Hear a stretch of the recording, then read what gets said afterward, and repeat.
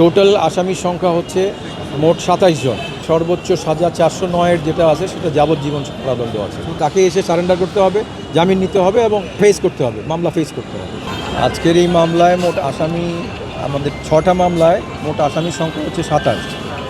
তার মধ্যে প্রধানমন্ত্রী শেখ হাসিনার ব্যক্তিগত যে প্লটের জালিয়াতির যে মামলাটা সেটাই ছিল 12 জন।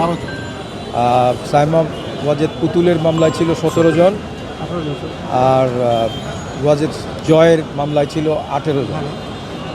এই তিনটা মামলায় ছিল এরা 15, 12, 17 এবং 18। আর শেখ রেহানার মামলায় এবং রেজওয়ানা সিদ্দিকির মামলায়, রাদওয়ান সিদ্দিকি, এগুলোর মামলায় 17 জন, 18 জন করে, অর্থাৎ টোটাল সংখ্যা ছিল 27 জন। 27 জনের বিরুদ্ধে অভিযোগ গঠন করা হয়েছে এবং মামলার বিচারিক কার্য শুরু করার জন্যে তিনি আগামী 11-8 তারিখে তিনি ধার্য করেছেন শেখ হাসিনা পরিবারের যে 3 জন, সেই 3টা 5 নম্বর কোর্টে, এবং শেখ রেহানা, তার কন্যা আজমিনা সিদ্দিক এবং তার পুত্র রেদওয়ান সিদ্দিকির বিষয়ে যে শুনানি হয়েছে সেইখানে 13 তারিখে ধার্য করা হয়েছে সাক্ষ্য গ্রহণের জন্য। মোট 6টা মামলা আজকে শুনানির 4 শুনানির জন্য ছিল। 6টা মামলায় আজকে আমরা এক বিষয় বলেছি যে সাবেক প্রধানমন্ত্রী তিনি তার পরিবারের সদস্যদেরকে রাজুকের যে আইন বিধি এবং নীতিমালা ছিল সেগুলো ব্রেক করে কর্মকর্তাদের সহায়তায়, তাদের প্ররোচনায়, অর্থাৎ তার প্রভাবে এবং তার দ্বারা প্রভাবিত হয়ে গণকর্মকর্তারা তাকে যে সহযোগিতা করেছেন সেই সমস্ত বিষয়ে আমরা উল্লেখ করেছি এবং সেই উল্লেখের প্রেক্ষিতে বিজ্ঞ আদালত সেগুলো শুনেছেন এবং রেকর্ডপত্র যাচাই করে পর্যালোচনা করে তিনি তাদের বিরুদ্ধে চার্জ গঠন করেছেন।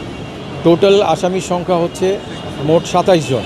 এই 27 জনকে বিচারের কাঠগড়ায় দাঁড়ানো, অর্থাৎ সাক্ষ্য গ্রহণের জন্য আগামী 11 তারিখে 5 নম্বর কোর্টে, বিশেষ জজ আদালত 5-এ এবং 13 তারিখে বিশেষ জজ আদালত 4-এ, এই 3টা মামলা এই 4-এ এবং 3টা মামলা 5 নম্বর কোর্টে 2টা তারিখে বাদীদের সাক্ষ্য গ্রহণের জন্য ধার্য করা হয়েছে। সর্বোচ্চ সাজা 409-এর যেটা আছে সেটা যাবজ্জীবন কারাদণ্ড আছে। 409 ধারা এখানে সম্পৃক্ত আছে। এছাড়া অন্যান্য ধারা সম্পৃক্ত রয়েছে। 5-2-এ 7 বছর, 161, 162 যাবজ্জীবন কারাদণ্ড।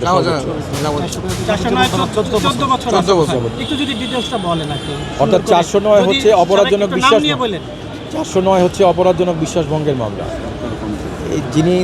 তিনি ছিলেন রাষ্ট্রের সরকারের সর্বোচ্চ পদাধিকার বলে, প্রজাতন্ত্রের তিনি সর্বোচ্চ পদাধিকার বলেছিলেন।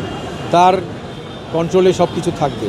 তিনি সেইখানে নিয়ম বহির্ভূতভাবে এগুলো অর্জন করেছেন, সেই জন্যে মামলাটি দায়ের করা হয় এবং মামলায় প্রচুর ডকুমেন্ট চলে আসে আলামত হিসেবে। আমরা সেগুলো প্রমাণ করার চেষ্টা করব এবং আশা করি আমরা মামলাটিতে সফল হব। ক্যাপিটাল শুধুমাত্র স্টেট ডিফেন্স সেখানেই নিয়োগ করা হয় যেখানে ক্যাপিটাল পানিশমেন্ট থাকে, অর্থাৎ মৃত্যুদণ্ডের সাজা যেখানে আছে সেইখানে অর্থাৎ স্টেট ডিফেন্স দেওয়া হয়। রাষ্ট্র তাদেরকে প্রতিপক্ষ হয়ে কাজ করে।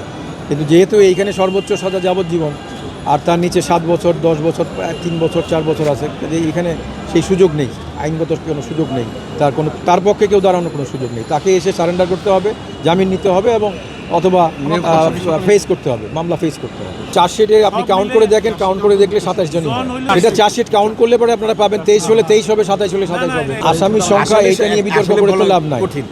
কোনোটায় 12 জন, কোনোটায় 17 জন, কোনোটায় 18 জন, সব মিলিয়ে আমরা কাউন্ট করে দেখেছি 27 জন।